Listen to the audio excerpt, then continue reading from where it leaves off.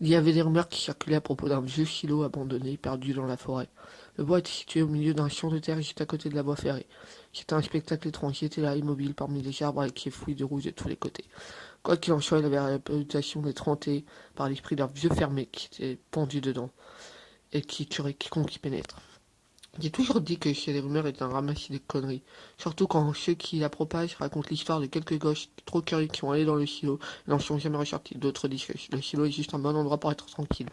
Moi et mon ami geek avons décidé de vérifier ça par nous-mêmes afin de renforcer le sentiment d'angoisse. Nous y sommes allés un jour sans moi.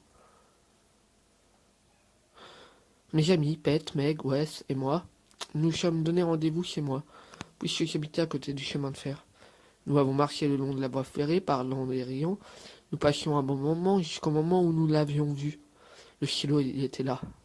Bien sûr, dans la hauteur des arbres, à mesure que nous nous rapprochions, notre bonne humeur s'estompait. Plus nous avancions, plus il faisait froid, comme s'il y avait une sorte d'oration autour du silo. Wes laissa même échapper un petit cri. Nous avions apporté le parcours du silo à la recherche d'une entrée quelconque. Nous avons fini par trouver une échelle menant à l'intérieur. Les barreaux de l'échelle permettaient également d'atteindre les trappes sur les côtés de la structure. Tout était verrouillé, sauf une. Bien qu'il soit du genre peureux, Pet monta en premier et ouvrit la trappe. En quelques minutes, nous étions à l'intérieur du silo, debout sur le front, léché là-dedans. Au centre, il y avait un grand trou qui enfonçait profondément dans le foin. Il faisait sombre, mais on pouvait entendre un flux constant d'air provenir du fond.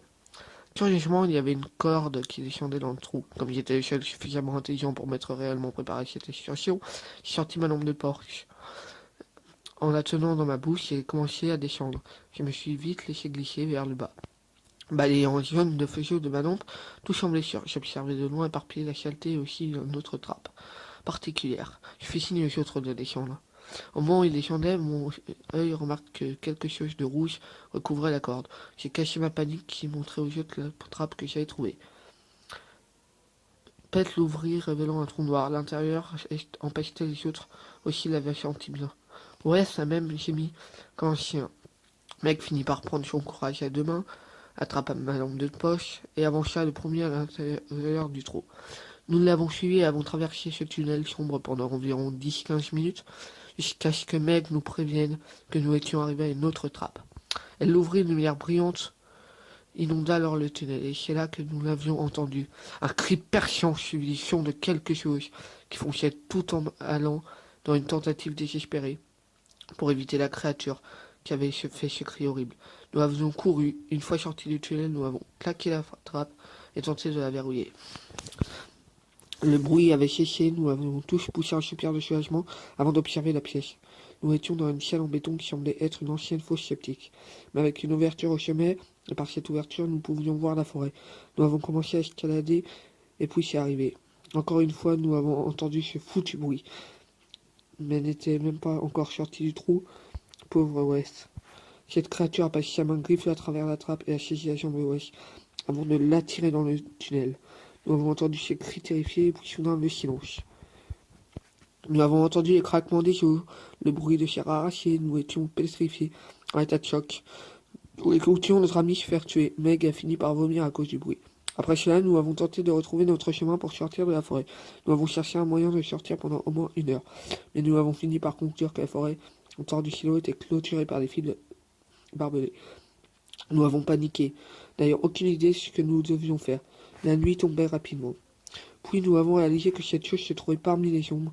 Dans une panique désespérée, Meg a grimpé à un arbre, espérant que la chose ne pouvait pas l'atteindre. Pet a trouvé un petit trou dans le sol et s'est caché à l'intérieur. Mauvaise idée, encore une fois, nous avons entendu le cri. J'ai regardé cette chose sortir de son ventre. Dans la panique, j'ai moi aussi grimpé à un arbre. Et j'ai observé Pet, recroquevillé dans son trou. J'ai également, à mon grand regret, jeté un regard sur la créature. C'est la chose la plus grotesque que j'avais jamais vue. Son visage était recouvert d'un masque d'un blanc pâle contre sa peau foncée. Il semblait avoir seulement 2 trous noirs pour les yeux et un grand sourire fondu à travers la face. Je n'ai réalisé qu'après quelques minutes qu'il s'agissait d'un masque, un masque fait avec la peau du visage de Wes. J'ai été terrorisé, tandis que la chose rampait vers Pet. J'étais assis sur une branche tandis que je regardais Pet tenter de s'enfuir, mais c'était inutile puisque la chose l'a rattrapé instantanément. Elle a enfoncé ses 2 mains dans la poitrine de Pete et l'a fendue avec facilité. Les tripes à l'air et la créature les a alors enroulées autour de la tête de Pete et a mutilé son cadavre. Elle l'a traîné vers sa tanière avant de refermer la trappe derrière elle. La créature a ensuite ressorti. Le masque fait avec la peau de Wes avait été remplacé par un autre, façonné dans le visage de Pete. Pourvu des mêmes yeux creux et se fout du sourire. Ensuite, la chose a parlé d'une voix à la fois rauque et douce. Je suis au Pocket. Il est ensuite retourné dans le silo de mon arbre et j'ai entendu Meg pleurer. Il fit signe qu'elle pouvait redescendre.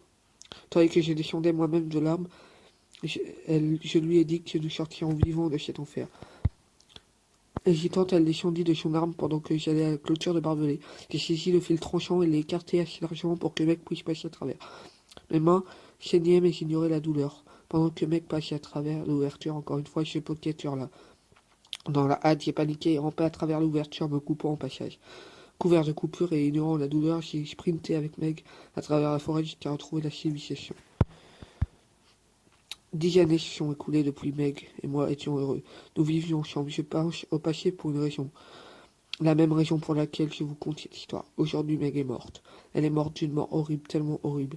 Les policiers ont été appelés au lieu après qu'elle soit partie faire une promenade dans les bois. On a retrouvé son corps mutilé. Elle a été décapitée. Gisant à la lisière de la forêt. J'ai dit le mot lisière, ce qui signifie qu'elle était loin de la clôture de fil barbelé. Tout cela ne signifie qu'une chose. Je Pocket s'est libéré de sa prison. Il est libre et il vient droit sur moi. Je sais que cette chose est affreux. En ce moment, je regarde notre photo de mariage en essayant de me calmer avec mes souvenirs heureux. Ça ne marche pas. Parce que dans le reflet de la vitre, j'ai vu un visage venir lentement vers moi. Le visage de Meg. Mais il n'avait pas d'yeux. Sourire terrifiant. Je Pocket. Il est ici. Il est venu me prendre. En changeant ses mains percer ma poitrine, j'ai compris son motif. Il tue pour la liberté. Pour libérer les gens de l'enfer qu'est ce monde. Et j'ai gagné le privilège d'être libéré. Je suis serein, j'ai souri.